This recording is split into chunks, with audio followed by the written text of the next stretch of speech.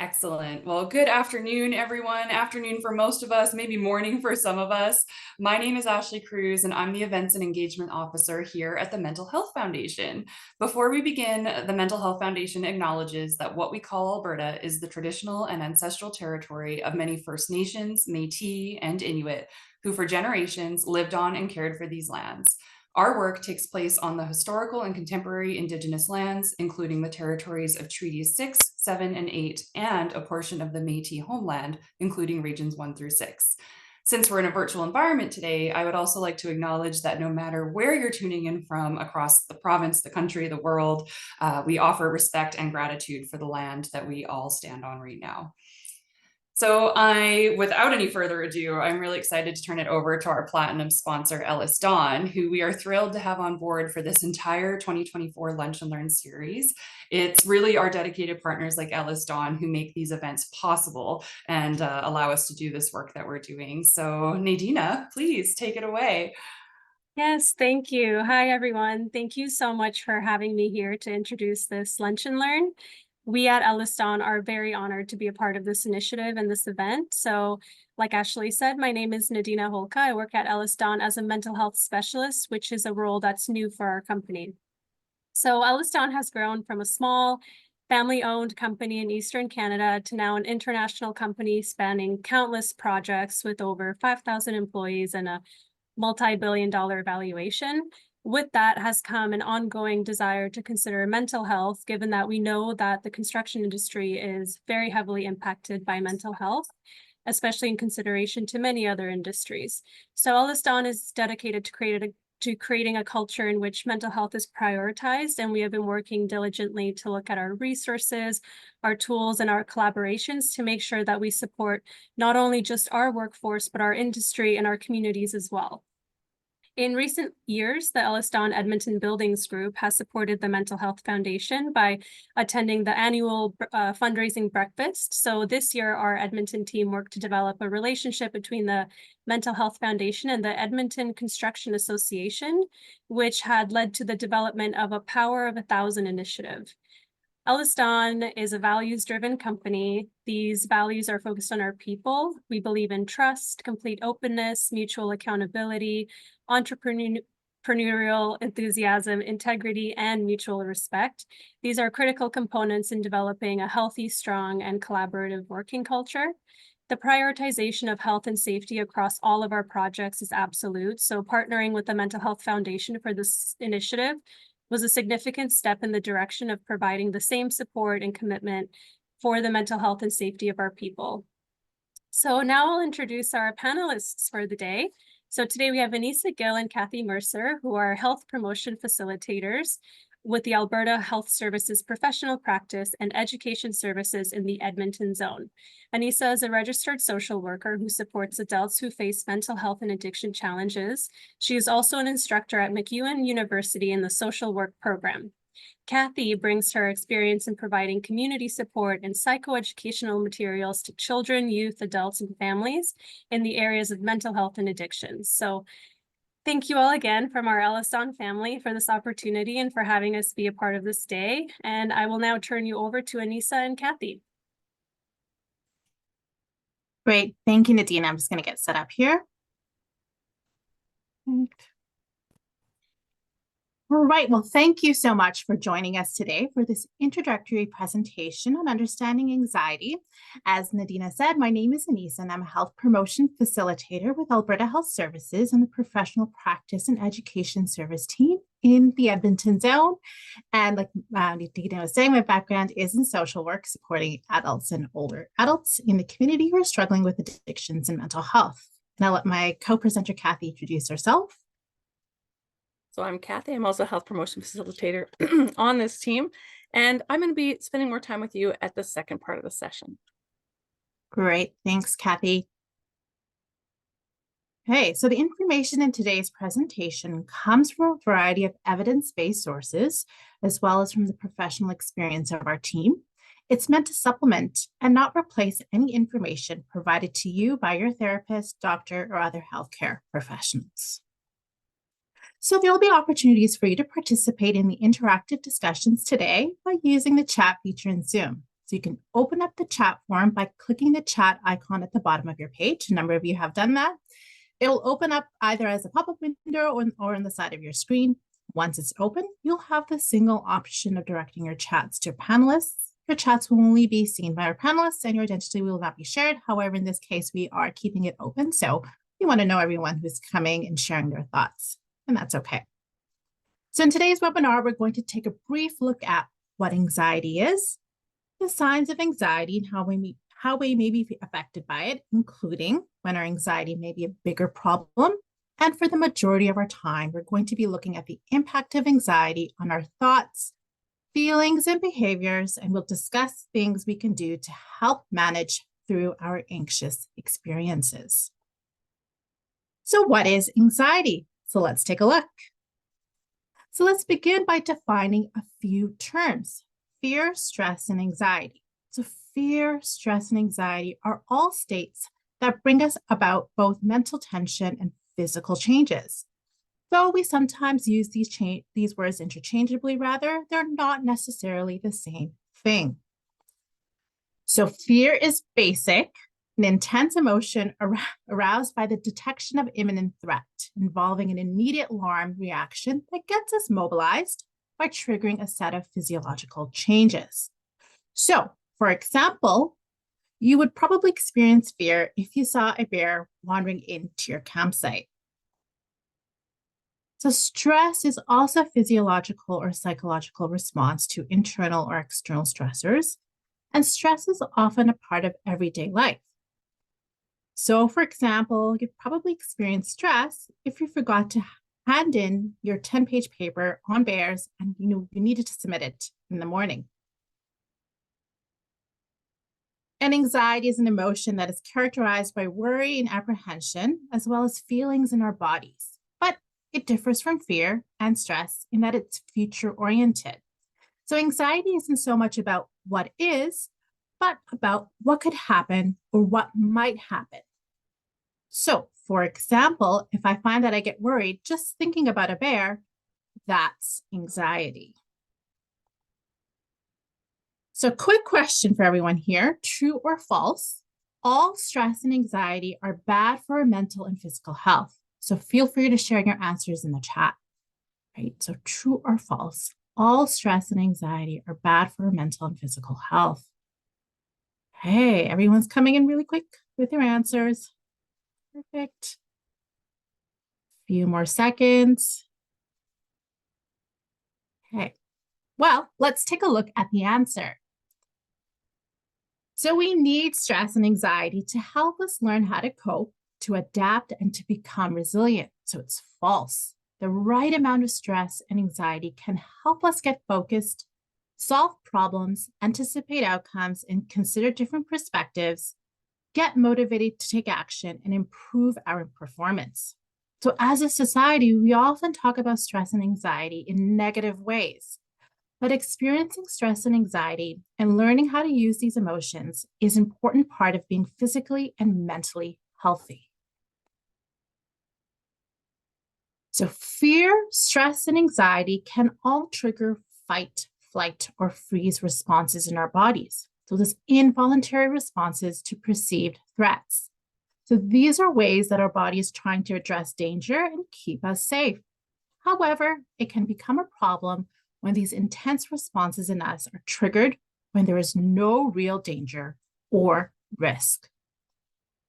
So how do we know whether we are experiencing normal levels of stress or anxiety, problematic anxiety, or anxiety disorder? So anxiety and stress can be problematic when it's chronic and when our worries or fears begin to become irrational and when we don't have the necessary skills to cope. This, however, still does not necessarily mean that we're dealing with an anxiety disorder. We can have problematic anxiety that may need some support or attention, but not have a diagnosable disorder. So in most anxiety disorders, there's a disruption in how our brain controls the signals it uses to identify danger and initiate action to help avoid it. So these signaling mechanisms do not work as there's no danger. To be diagnosed with an anxiety disorder, the symptoms of anxiety, such as worry and restlessness, must be significantly more frequent more intense, must last longer, and must lead to significant disruption of day-to-day functioning in multiple areas of life. Right? So anxiety disorders are diagnosed and treated by qualified mental health professionals. So whatever type of anxiety we have, it's helpful to remember that it impacts us in many different areas. It impacts our thinking, involving worrisome thoughts. It impacts our body with unpleasant physical sensations, and it impacts our behaviors as we try to do things to avoid these unpleasant thoughts and sensations. So, for example, anxiety may start with a thought such as, I'm not going to finish this project, and then lead to sweating on the forehead and shaky hands while getting ready in the morning. These unpleasant physical sensations may then lead to further anxious thoughts, such as, I'm definitely not going to finish this project. My hands are too shaky to do anything. Oops. So this in turn rather may lead to a behavior such as avoiding going to work that day. And this is why we're going to take a look for the remainder of the day at strategies that we can support, we can use, and you feel that we improve our thinking and how we behave.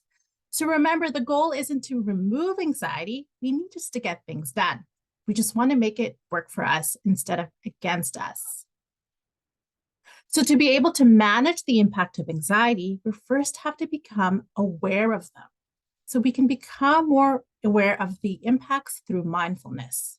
Some of you might have heard the mindfulness term.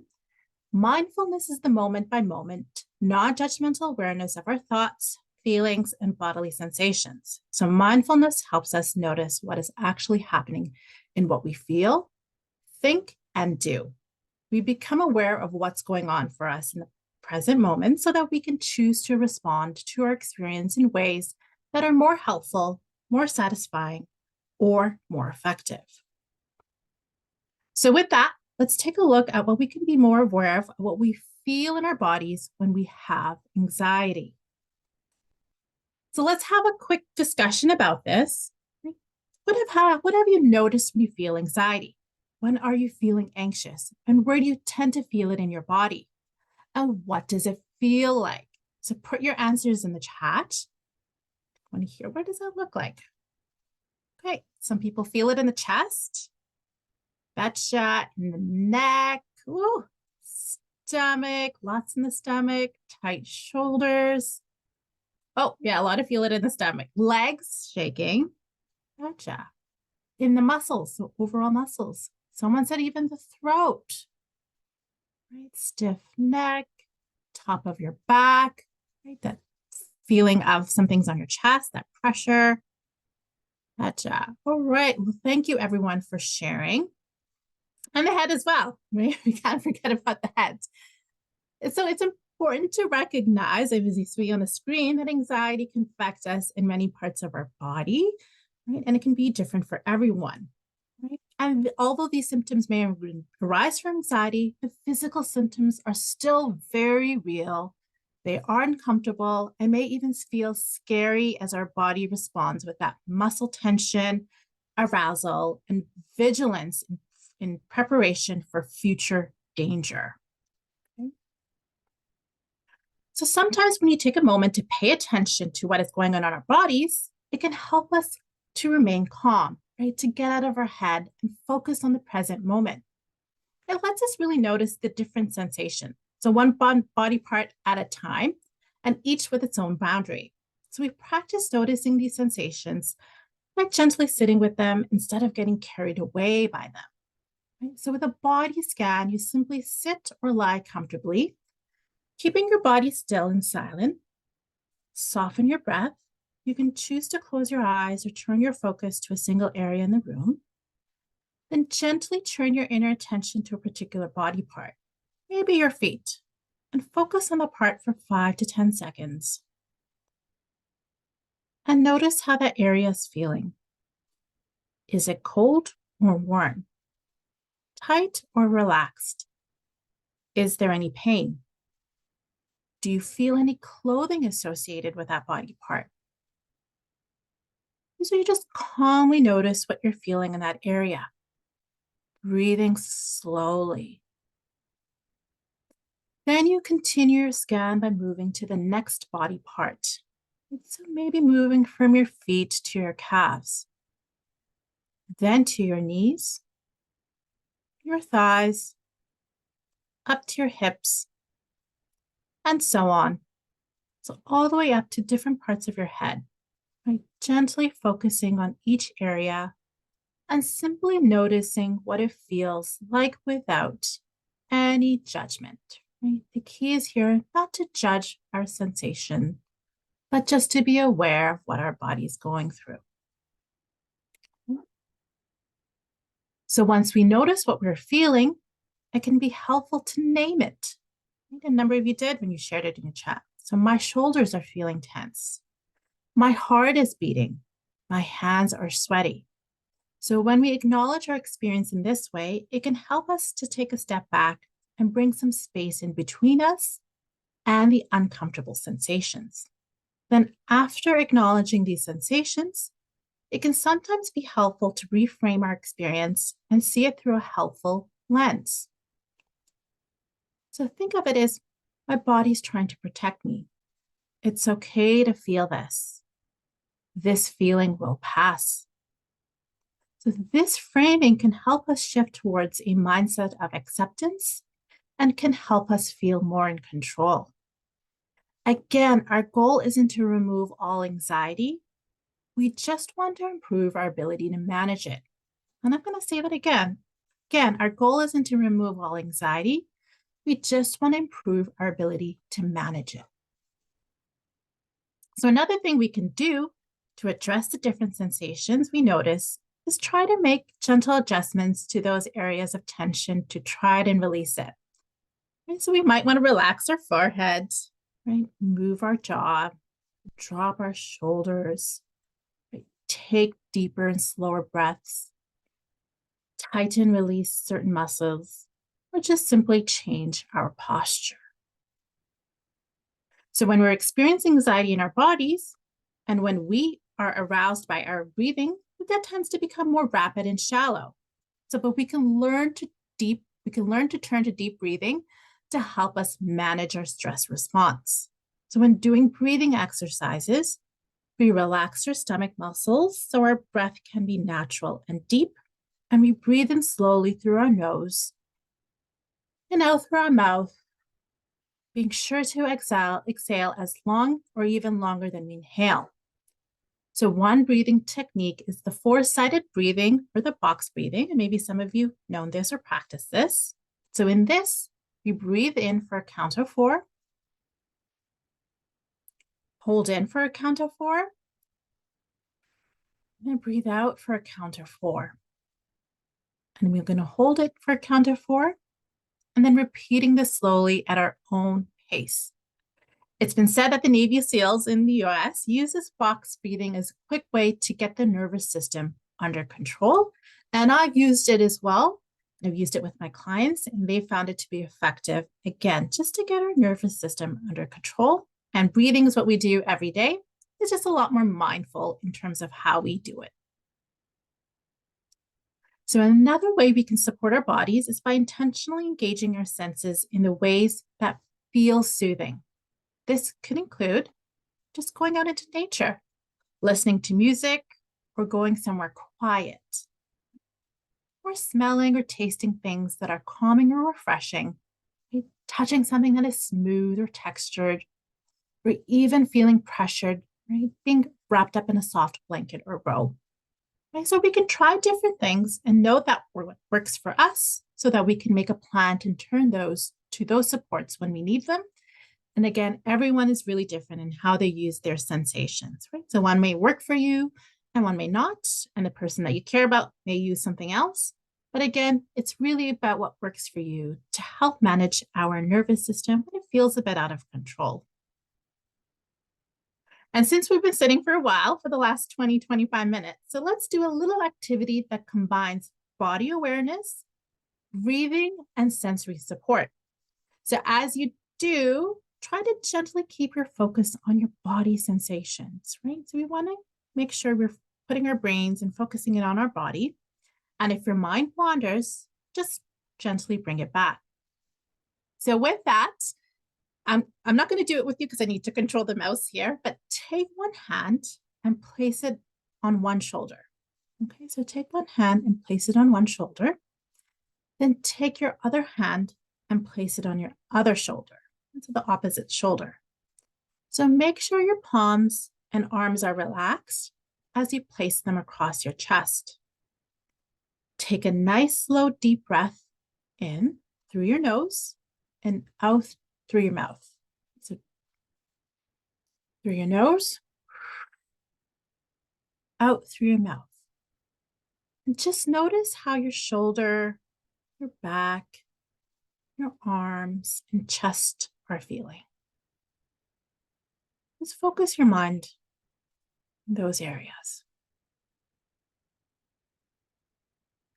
Then use your hands and arms to simply give yourself a bit of a gentle pressure and give yourself a nice hug.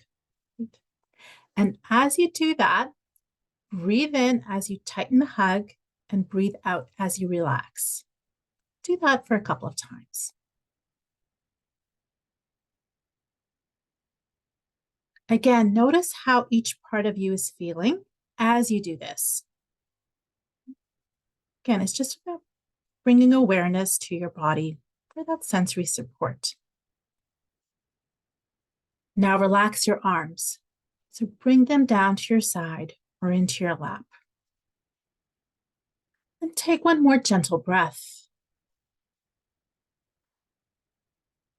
Now again, notice how you're feeling after doing this.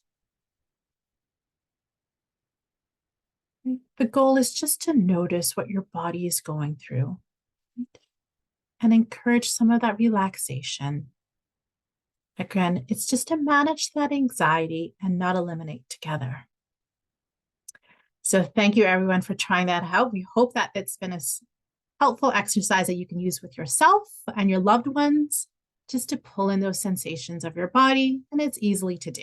It's easy, can be done anywhere you're sitting at your desk, as you're walking. Again, it's just to help get those strategies in to help soothe your nervous system. And so with that, I'm going to pass it over to Cathy to talk about how we can settle our minds to help manage our minds that actually contribute to anxiety. So thanks, everyone. Thank you, Aneesa. Let's get myself ready here. So when we're thinking about anxiety affecting kind of all different areas of our body, we do want to now think about how is this affecting what I'm thinking about, what's going on in my mind when I'm feeling anxious. And so I ask you, what specific types of thoughts might you have when you're feeling overwhelmingly anxious, when that anxiety is becoming a problem for you? What kind of things do you think about yourself? What do you think about other people? Or what are your judgments around the situations that you're in when you're feeling quite distressed by your anxiety? Share your responses in the chat box. Let's see what's coming in. Overthinking, repetitive negative thoughts, racing mind, irrational thoughts, impending doom, panic, intrusive thoughts. There's a feeling of dread, thinking about the world's crises, or you think, this is the worst, I'm a failure. Concerns about other people's thoughts and what they're thinking, physical discomfort. You see all these things coming into the chat. No perspective on what's the situation is entailing.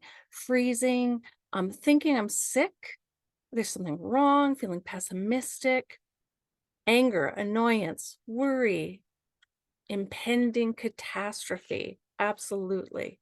Yeah, lots of different things. You can see all these things that I'm going to lose the people I love. I've got all or nothing thinking. So again, you've named everything we're going to talk about today. We're done. Good night, everybody. Just kidding. So absolutely, we kind of all resonate with some of these thoughts that we have when we're anxious. We're really quite distressed, and we really tend to think the worst of our situations. So we really want to start to pay attention to this type of thinking when we're feeling anxious, because I know our brain's trying to help us, but it's not always being helpful when it brings those thoughts forward. Thanks everybody for sharing that. overwhelming anxiety can cause us to really overestimate our problems, underestimate our ability to manage them, and to be really critical of ourselves. So it can make it where we can't see what options are really available to us, and we don't really see the resources that we have around us. It just feels a little bit more hopeless. We feel a little bit more helpless.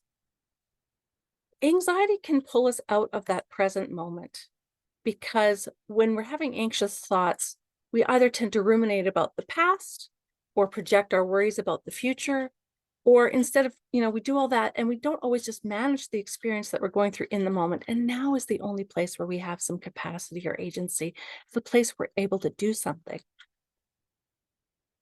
Again, this is all the normal part of our brain trying to protect us. We have discussed how the brain protects us when we're faced with that threat by initiating fight, flight, or freeze. To do this quickly, our brain has to always be on the ready. It's always scanning the landscape, scanning our lives to look for possible threats. And so because of this, our brain has what's called a negativity bias. Our brain, in its effort to protect us, is primed to prioritize and remember negative experiences over positive ones, because it wants to get us ready or prepare us for future threats. So this could explain so many things in our thinking, like why do we gravitate towards bad news? Or why do we remember every criticism against us, but dismiss any compliments that we get or any praise that comes our way? When we, our brains just, again, trying to keep us on the ready for possible threats. But when we dwell excessively on negativity or on all the bad stuff, this can also increase our anxiety. It can skew our vision of the world, and it hinders our ability to appreciate the positives in our lives and effectively navigate the things that come our way. Because of our brain's default kind of negativity bias, it's important that we learn to notice our thoughts and then gently consider how we might think in more helpful ways. So this isn't about always being calm, and it's not about always being happy. It just simply means that we want to be open to looking at situations from all sides, being able to consider different options, different possibilities. We want to be able to become more curious and open to more ideas. And we want to be able to gently turn our attention from the things that we cannot control to things that we can control. And so when we are able to have this more helpful thinking, we can, we learn to sometimes let go of the rest. In this, there are some unhelpful ways of thinking that we really should watch out for. And some of you mentioned these things in the chat. It's that negative self-talk that can come up when we're feeling overly anxious. Negative self-talk is those words that we say to ourselves that are overly self-critical, or they're punishing. Things like, I can't believe I did that. Oh, I'm such a failure. I'm such an idiot. I'm not going to do well. Simply by noticing and paying attention to the way that we talk to ourselves, it can help us to just consider those, and notice that we can start to learn to gently turn our attention to thoughts that might be more helpful. We can't stop necessarily those thoughts from coming in, but we can learn to notice them and respond differently. We may also notice that we kind of engage in self-defeating beliefs. These are kind of standards that we might hold ourselves to, and we might not even be aware of it, but standards that are unrealistic, unattainable, or just out of our control. Maybe there's messages that we've been raised with, or we've been influenced by things maybe from social media or the groups that we're in or the culture we're a part of, and we might not even be aware that we have some of these beliefs. For example, we may unknowingly follow some unspoken rules around perfectionism, or around approval, or around achievement, or around conflict, around submission, or around failure. Again, we might not even be aware that we have these things, but as you think about the environment you live in, work in, or even the family you grew up with, the messages that you received growing up, or the messages you might be communicating to your loved ones, or the beliefs that you might hold for various reasons, we might want to explore these beliefs that we have and see if we're carrying any that are maybe unrealistic, unhelpful, or self-defeating beliefs. Now, there are some other thinking traps that we can get stuck in, sometimes called cognitive distortions. With these types of thinking, our perception of situations and challenges becomes distorted. I mean, we just put too much emphasis on the negative and we make assumptions that may not actually be based in reality. So here's some examples of some thought distortions. And the importance of these isn't figuring out exactly which one we have. It's just to get you aware that this type of thinking can happen and that we might be engaging in one or all of them at any time. So let me get some here. First one, fortune telling. This is where we assume that we know what's going to happen when we do something. We usually assume that something bad's going to happen. We think, well, why bother trying? I know I'm just going to mess it up anyways. But in reality, we don't know the future. We don't know what we're going to do in the future, and our actions can lead to any number of outcomes. Then there's also black and white thinking. This is where we see only those extremes with no in-betweens. And we jump to unrealistic conclusions like, well, my friend didn't call me or text me back right away. I guess we're not friends anymore. Yeah, it's a bit much, right? Sometimes our brains go there, though. Then there's overgeneralization. This is where we view things in terms of always or never. We might tell ourselves, I always disappoint my boss, or I never win anything. We don't allow ourselves to see there could be other possibilities. Then we've got catastrophizing. I think this came up in the chat. This is where we always expect the worst. And we assume that we're not going to have the internal or external resources to be able to cope. We think, I'm going to lose the game and everyone's going to hate me and I'm going to have no friends and that'll be the end of me. Lots of negative thinking going right to the worst. Another one is filtering. With filtering, like with the negativity bias that we have, we tend to put value in the things that are negative, and anything positive, we kind of dismiss it or we deny it. We kind of don't give that any weight. So for example, somebody might think, oh, she didn't mean it when she said that she liked my outfit, she's just trying to be nice. So we discount those positive things in our lives. And when we discount everything that's positive, or when we aren't able to consider other possibilities, it kind of traps us. And that's why we call these thinking traps. So we're going to do a little poll together, just to think about these thinking traps a bit more. Which thinking trap defines this statement? I just know that I'm going to have an awful time at the party. Is it overgeneralization, fortune telling, filtering, or black and white thinking? What do you think? Put your thoughts in the chat. Oh, it's coming in quick. Yes, I'll tell you right now, everybody's got, I like somebody said BND, and I think it could be, we could make a case for all of these, but with this one, we're going to go with the fortune telling. Yes, there we go. Sorry, back to that one. It was fortune telling. The next one, let's do another one. I wanted to walk outside, but now it's raining. This always happens to me. Is it overgeneralization, fortune telling, filtering, or black and white thinking for this one? What do you think? Okay, overgeneralization, all sorts of things. Yeah, coming in, overgeneralization. Again, I think these things really blend into each other. So we could really make a case for all of them, but today we're going to go with overgeneralization, right? Okay, yeah. So we want you just to be thinking of these things, because when we become more aware of thoughts like this that tend to keep us trapped in the negative always, we become more able to then step back, notice, and gently examine those thoughts and maybe consider other ways of thinking that might be more helpful, satisfying, realistic, or effective. Another great strategy for examining our thoughts is to come up with a more realistic assessment of a situation or a problem that we're facing. To maybe gently, again, challenge, not in a judgmental way, but just gently examine our negative assumptions and support maybe more positive expectations. And so to do this, though, we might need to find some facts, some supporting evidence of that. We do this by using a strategy called examining the evidence or detective thinking. When examining the evidence, we want to maybe write down a stressful situation that we may be facing, and maybe some of the automatic negative critical thoughts that come up because of it, or maybe that we've made about it. And then so for sometimes people find it helpful to see where does that worry fit for me on a scale of 1 to 10, with 1 being kind of a low worry and 10 being a massive worry. We can kind of see where we feel with that worry. So here's an example. So we look at what the event is. We write this down. What's happening? Okay, this is the stressor. I've just been invited to a party with some friends. That stresses me out. I don't like these social occasions. They make me all worked up. Why? What am I thinking about it?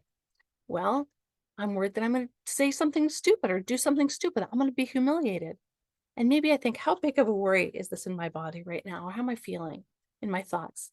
It's a 9. It's pretty high, maybe, right? I've got a big worry about this. Take a breath. Let's look at some of the evidence. What are the facts? What else could happen? What's happened before? What's likely to happen? What's happened to others? So we kind of gently, again, without bringing judgment into it, just try to look at some other possibilities. Like, my friends invited me because they like me, and I like spending time with my friends. I've gone to a party before and haven't said anything stupid. But even if I do, my friends probably won't notice or make fun of me. So again, by posing those gentle questions and looking at some facts that maybe have been demonstrated in the past, it can be helpful because we can draw out some of those positive things where things went right. As we do this, we want to look at different factors. So not just the negative ones. We want to try to identify strengths that maybe we demonstrated in the past. Even if things went wrong, what happened next? Anything that we can look back and say, it wasn't all bad. And there were things that kind of also came out that were helpful to us. And even the stressors and those other times taught us things, gave us strengths, built our skills. We also want to think about relationships that may have been supported in the past and examples of success. So from all this factual evidence then that we gather, we write it down, we then try to create a more realistic thought. And so here would be, the party will probably be fun and my friends won't humiliate me. So we take all that evidence, come up with a more realistic thought, and then go, what's my worry rating right now? You know what? It's gone down. I'm still worried, but it's down to a 3 instead of a 9. Okay, so hopefully when we do this, our worry rating will have gone down. And sometimes this might be helpful. If it's too much for you to go through, you could grab a buddy to help you through that as well, to maybe talk you through a situation. Sometimes that's helpful.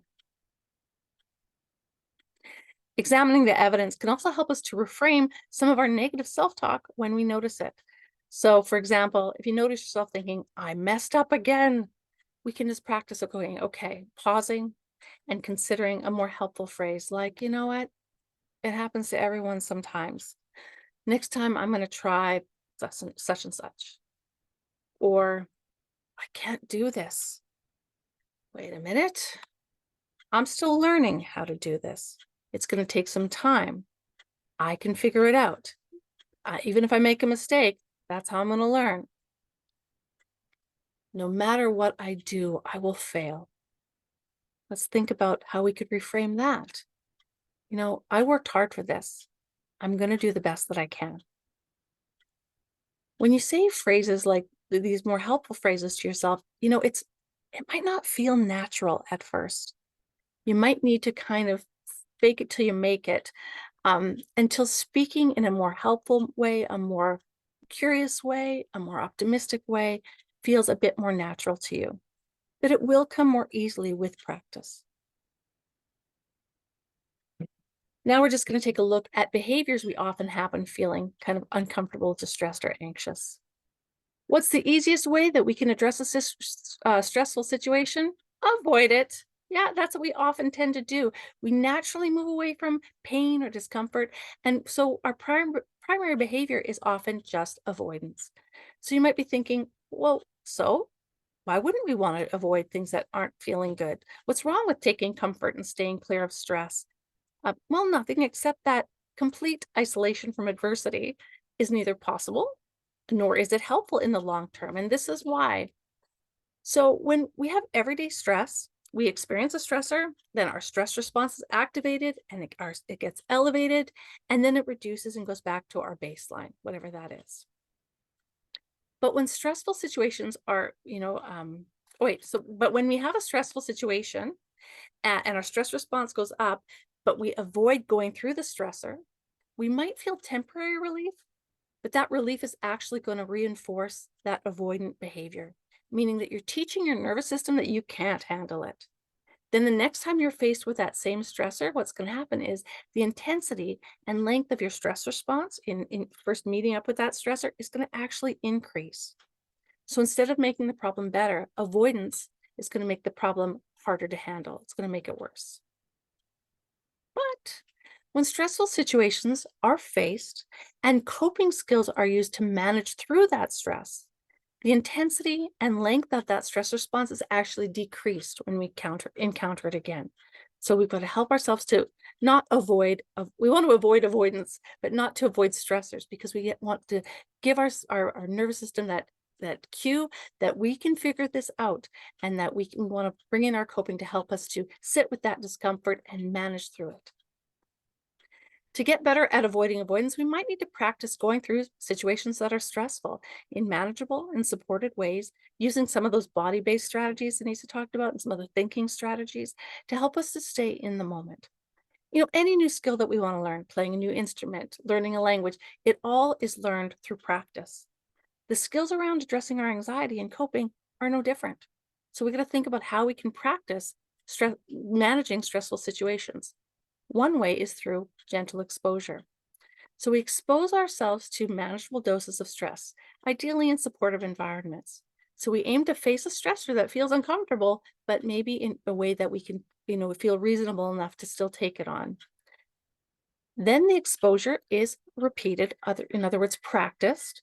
We keep addressing that same stressor until the skill is more developed and the stress is not gone, but a little more manageable. We should address that same stressor multiple times until our stress response is reduced, and we feel more confident in our ability to manage it. And then once that skill is developed, exposure is gradually increased to develop newer skills. So when we become comfortable in a situation that was formerly more stressful, we want to then take that confidence and use that skill in a new area to grow or develop even more new skills. Remember, learning how to address stressful situations is like climbing a ladder. It's helpful to do it just one rung or one step at a time. In fact, there's a tool that some people use called an avoidance ladder or a fear ladder to help break down a stressful activity into smaller, more manageable steps. So you think about a stressor that you're having some significant difficulty with, and that stressor then becomes that goal that you want to work towards being able to manage. You take that big stressor, though, that's way too big, and you break it down, though, into smaller steps, more manageable steps that are going to build some skills. Okay, so let's take a look at a teen. We're going to watch a video. It's from Anxiety Canada. We'll give you their information at the end. And this is a teen who's challenged by social anxiety. It's going to make sure my sound is on. It is. Okay, let's take a look. My name is Rob, and I have social anxiety. I get so nervous talking to people I don't know. I just don't know what to say. My mind goes blank and stupid stuff just comes out. Lately I've been skipping school because I worry that a teacher will ask me a question and I won't know the answer, and then everyone will think I'm stupid.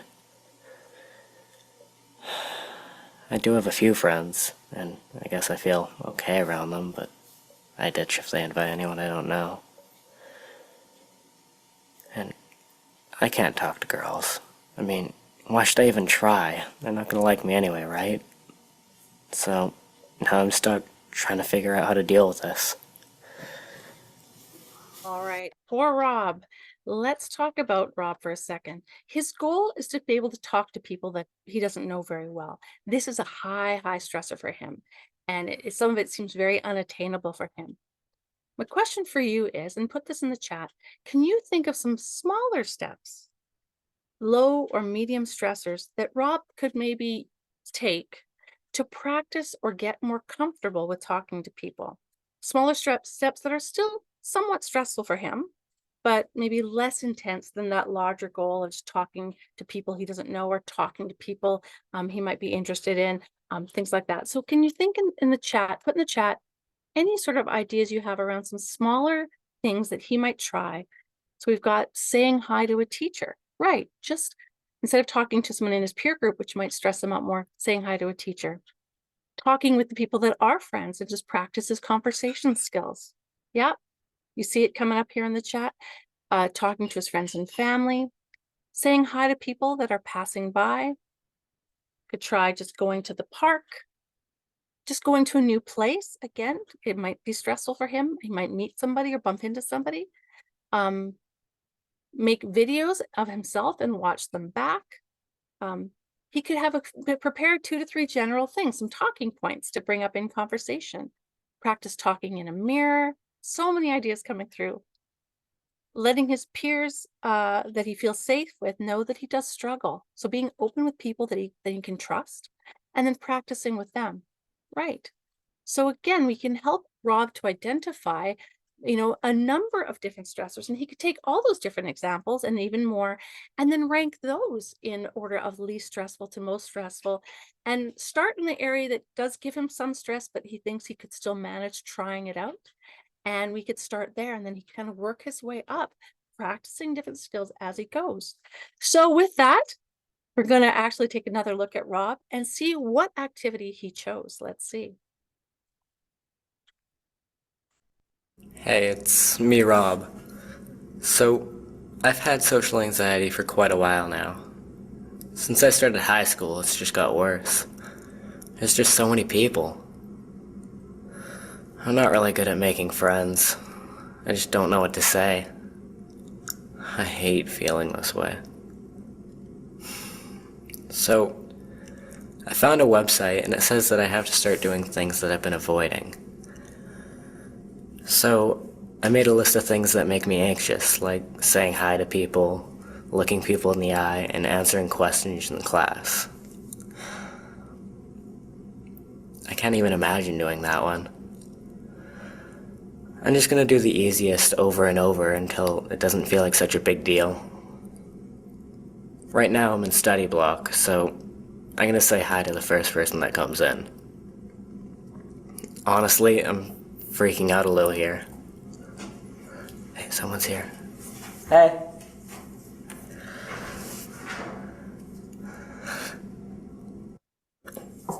Hey, it's me again.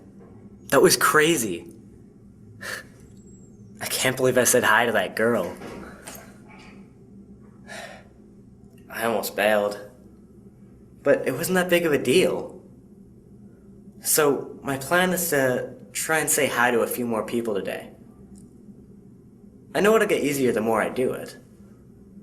So, I have English next, so maybe I'll try to say hi to maybe Karen. She sits next to me. Wow, I can't believe I did it. Okay, gotta go. Wish me luck. Good luck, Rob. Yes, okay. Was that easy for Rob? No, but after he did it and discovered that everything was kind of okay after doing it, he was more willing to try it again. We build off our successes. We notice how we went and how it worked out, how it worked, and we can then use the lessons from that to build upon, addressing new situations. Remember, when planning these types of, exposure activities, we don't want them to be stress-free, but we also don't want them to be overwhelming. We want activities that help us to practice being in and managing discomfort. And a great thing about this approach is that the high stressors that we may have originally identified, when they're practiced and we work up to it in supported ways, those might become more medium stressors or low stressors down the road as we make our way up the ladder. Okay, I know our time's almost up today.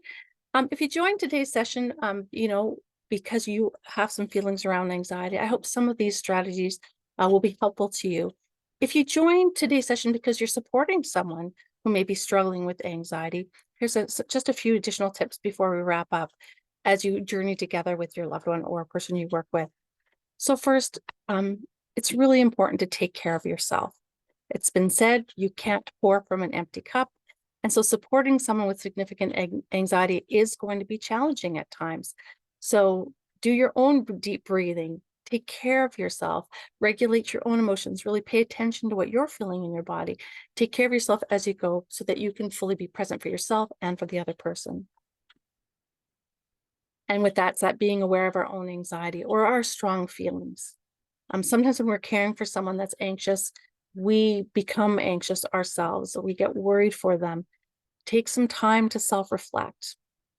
Could your own anxious behaviors be impacting the individual or maybe even holding them back? Sometimes when we're working with people we love who have anxiety, they're always looking to us for reassurance. And our own anxiety is like, yes, okay, everything's going to be fine. We want to fix it. Again, that can be something that holds other people back sometimes. So let's just be aware of how our feelings and do what we need to do to get what we need. Make it okay to talk about worries or share our feelings, right? But again, with that, though, we want to set that place where people can speak freely without judgment about what they're feeling. We don't want to always provide that constant reassurance. We always say, hey, it's okay. I'll make it all better. Don't worry. That's not necessarily helpful. And if we also tell people, hey, don't worry about it, that's just anxiety. We know how well that works. That makes someone else feel that their concerns aren't important or valid. So we don't want to dismiss someone's thoughts or downplay their feelings or dismiss their behaviors. We want to instead try to recognize the signs of anxiety and show understanding and compassion. We also want to, again, not dismiss that person's feelings again. And we want to encourage that individual we're supporting to find and practice some coping strategies that work for them. Talk with them, let them figure some of those out or communicate what has helped in the past. And if they need some other ideas, you can talk about what helps you, or you talk about some things we tried today.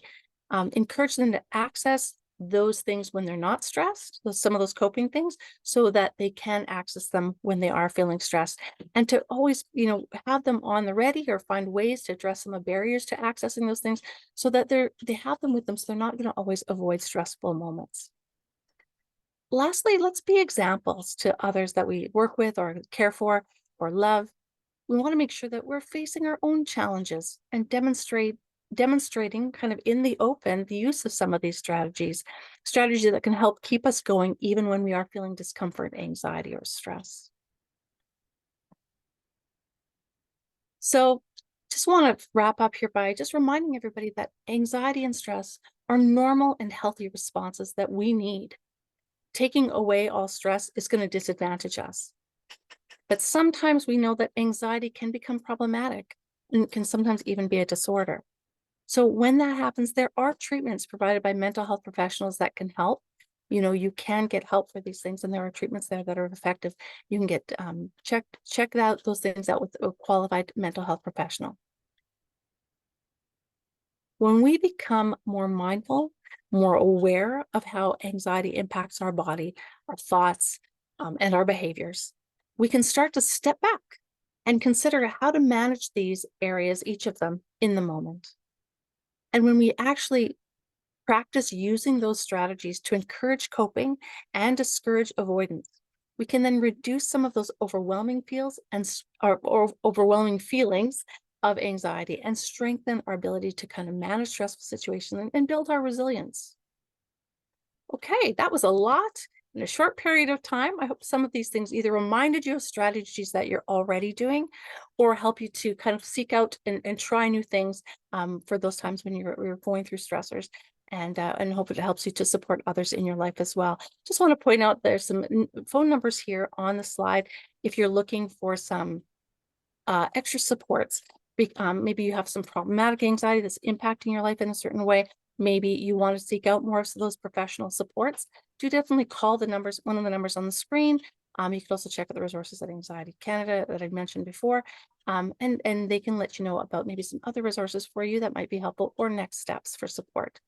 So with that, thanks so much, and Ashley, back to you.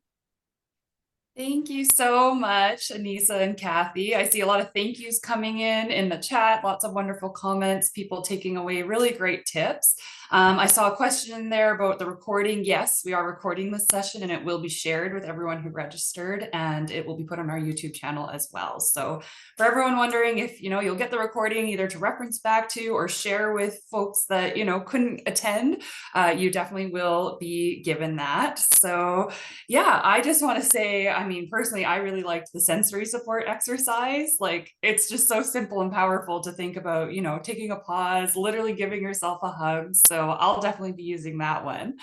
And I also really like the detective thinking worksheet. I think that sometimes we just need a reminder to, you know, step back, look at the facts, especially when we're feeling stressed or anxious. So I'll definitely be keeping that one in my back pocket among so many other of the tips that you shared today. I was taking notes the whole time. I do encourage everyone else to share their takeaways in the chat if you would like. I see a few coming through right now. I'm trying to kind of read them as we wrap up here. Lots of great things. So I'm going to go ahead and share our last slide because I know I forgot to do that last time. Just says thank you because we just want to say thank you to everyone who joined us for this session. So whether you're here live today or you're watching the replay, we're really happy that you are here and getting these great tips that really, you know, all of us can use. And as I mentioned, just note that the replay will be shared with everyone who's here live today, as well as anyone else who registered. I want to say thank you again to our platinum sponsor, Ellis Dawn, for being here today and making this session possible, as well as the rest of our series. Our next Lunch and Learn will be in July, so stay tuned for a date announcement since we're just figuring out the exact date that will be on right now. And then I just have a few notes from us at the Mental Health Foundation as we wrap up our hour together. Let me get my chat back. Here we go. I'm going to paste a few things in the chat, and then I'm going to tell you why they're there. So I just want to bring attention to our website. If you haven't had a chance to explore the Mental Health Foundation website, please do take a moment to review the resources available to us. They're mostly for Alberta, but there's a lot of great online resources that anyone can use as well. So that links right to the resources page of our website. You can also sign up for our newsletter so that you can be in the know for our next Lunch and Learn series, like I just talked about. So since that date is still to be determined, if you sign up for our newsletter, you will be the first to know. We also invite you to the Mental Health Foundation community by becoming a monthly donor. There is a QR code on your screen if you'd like to learn more about that, or of course you can check out the link in the chat. And lastly, if you do have any further questions, please do get in touch with us at info@mentalhealthfoundation.ca. That is the best way to get in touch. Just in case, especially if there was any other questions, you know, in the chat that I missed because it goes so fast. So please do get in touch via email. There will also be a short 6-question survey that will be showing up in the Zoom post attendee window at the end. So if you'd like to share your feedback with us that way, please do so we can continue to improve these sessions.